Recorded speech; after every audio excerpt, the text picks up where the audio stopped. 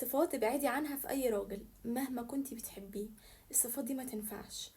اول صفة ان هو يكون بخيل عاطفيا. البخل العاطفي بيجيب بعد كده بخل مادي. دايما هتحسي ان انتي بتتسولي منه الاهتمام والحب، ودايما هتقعدي تشتكي هو مش مهتم ليه مش بيسأل عليا، ليه مش بيكلمني، طب ليه مش بيجيب لي الهدية الكذا. هو مش عارف ان هو يحب، او هو ما عندوش فكرة الاهتمام والحب دي رقم واحد عنده، دي مش موجودة. ممكن يكون بيعمل افعال تانية وشايف ان الافعال دي هي الحب. يعني انتوا الاتنين لغتكم مختلفة، هو لغة الحب عنده حاجة وانتي لغة الحب عندك حاجة.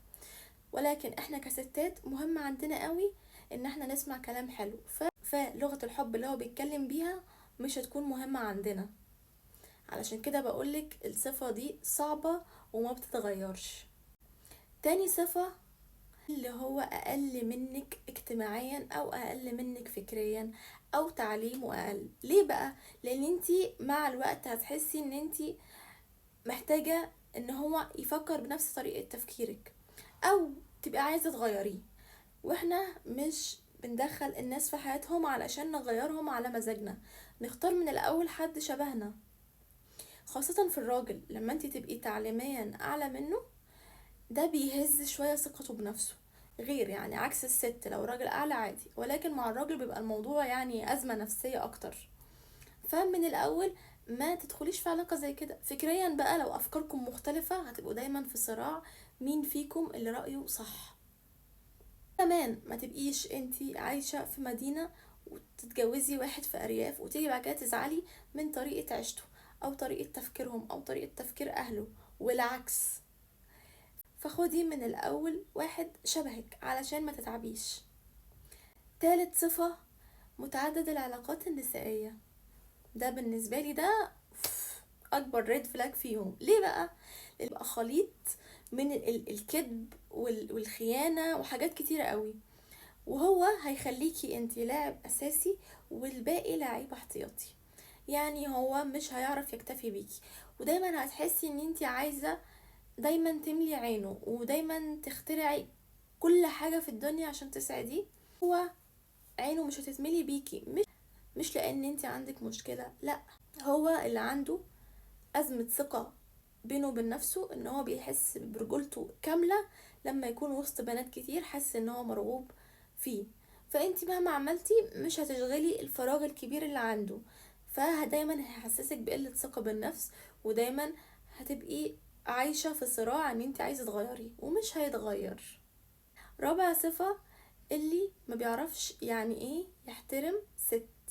الراجل اللي مش بيحترمك بيهينك لفظا، بيهينك ان هو يضربك، بتلاقيه دايما بيقل منك، ما عندوش مشكلة خالص في كده، وبعد كده يجي يعتذرلك ويقولك معلش.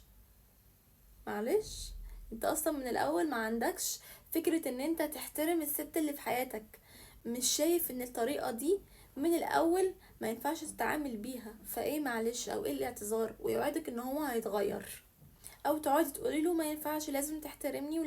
عارفه لو انتي كملتي مع شخص زي كده، انتي حياتك بعدين مستقبلا هتبقى عامله ازاي؟ عارفه حياه اطفالك هتبقى عامله ازاي؟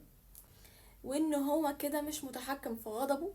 راجل متربي من هو صغير ان هو مش عارف يعني ايه احترام الست، وان هي يعني ايه تتقدر، وان هو ما ينفعش ان هو يكلمها بالاسلوب ده. ما ترباش على كده، فمش هتيجي انتي تربيه. عنده عقد فمش هتعرفي ان انتي تغيريها، حتى لو كان بيحبك وهو عنده خلل في النقطة دي مش هتتغير. سادس صفة اللي ما عندوش شخصية، ودايما هتلاقيه بيسمع لغيره او مثلا بيسمع لأهله. قراره، اي قرار في حياته لازم يعدي على 5 6. متردد في حياته، متردد في قراراته. فالشخصية اللي زي كده هتتعابي معاه، كلمة توديه وكلمة تجيبه. الصفة اللي بعد كده عايش في دور الضحية دايما. الراجل الشكاي اللي دايما شايف المجتمع جاي عليه ودايما شايف ان هو مظلوم، الراجل ده هتتعابي معاه قوي. ليه؟ لان هو ما عندوش اهداف، والهدف الاسهل بالنسبة له ان هو يعيش دور الضحية. ده بالنسبة له سهل يعمله، ولكن يشتغل على اللي تعبه على المشاكل اللي في حياته لا. مفيش اسهل من ان هو يعيش دور الضحية معاكي. الراجل ده مش طموح وهتتعابي معاه بعد كده. الصفة الأخيرة وهي الراجل المتحكم، والمتحكم دي يندرج تحتها حاجات كتيرة قوي، زي مثلا ان هو واخدك بتشتغلي وتلاقيه انا مش عايزك تشتغلي، انا عايزك تلبسي كذا، انا عايزك تعملي كذا، وتلاقي دايما في لستة تحكمات بينزلها عليكي. مفيش تفاهم، في قمص، لو ما عملتيش الحاجة اللي هو عايزها يتقمص عليكي، يزعل منك. دايما بيحس برجولته لما يكون متحكم فيكي وشايف ان انا لازم كلمتي تمشي، ومش في الحاجات الصح، علشان ما تفهميش غلط. لا، هو دايما عايز ان هو دايما يفرض آراءه ويلغي شخصيتك انتي خالص، ما يبقاش انتي خالص عندك شخصية وتبقي تابع ليه. وعايزه اقولك ان الراجل ده بعد كده مش بيحب الشخصية اللي هو كونها دي في الست، بينفر منها. لان اي حد في الدنيا بيحب اللي يتكلم معاه واللي يحاوره، ما بيحبش الشخص اللي دايما مسالم وكل حاجة ايوه ايوه ايوه، والشخص اللي ما عندوش رأي. فهو عايز يخلق منك شخصية ما عندهاش رأي، ويبقى هو الشخصية المتحكمة، ولكن بعد كده مش هيحب الشخصية دي. اخر صفة هقولها، الراجل اللي هو دايما بيقارن بينك وبين ستات تانية، ودايما محسسك ان انتي مش عاملة كفاية، وان انتي بالنسبة له دايما في حاجة ناقصة.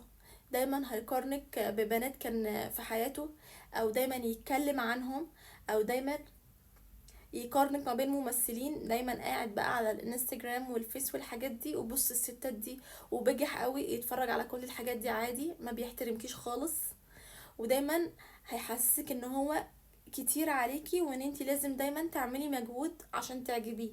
دايما هتحسي نفسك ان انتي مش كفاية، وبيقلل ثقتك بنفسك، وفي الاخر بيكون هو اللي عنده مشكلة. ولكن هو دايما عايز يحسس نفسه ان انتي اللي قليلة، علشان ما يعملش اي مجهود. دايما شايف نفسه ان هو كتير عليكي. وانتي بتحسيه من الاول ازاي؟ لما يقعد يتكلم عن الاكسات اللي كانت في حياته، وقد ايه كانوا حاجة فظيعة، وان هو يعني بصي ازاي الناس اللي بتدخل حياته جامدة ازاي. او ان هو لما تتجوزيه هيقعد بقى يقارنك بقى بالممثلين، ودي شكلها ودي ما اعرفش ايه. الشخصيات اللي زي كده منفرة، فلو اكتشفتيها من الاول تبقي شاطرة خالص. لان للاسف الصفة دي ممكن ما بتظهرش في الاول، بتظهر بعد الجواز.